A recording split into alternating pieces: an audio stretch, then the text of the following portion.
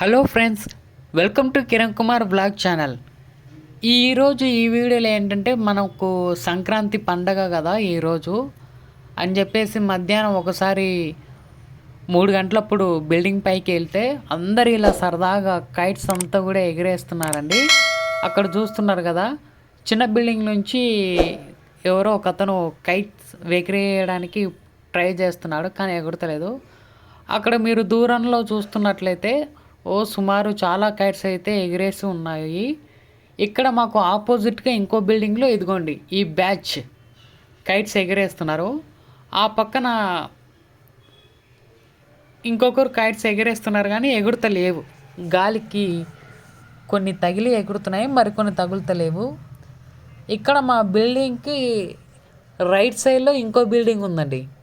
అక్కడ చిన్నపిల్లలందరూ కూడా టాప్లో నిలబడి కైట్స్ ఎగిరేస్తున్నారు.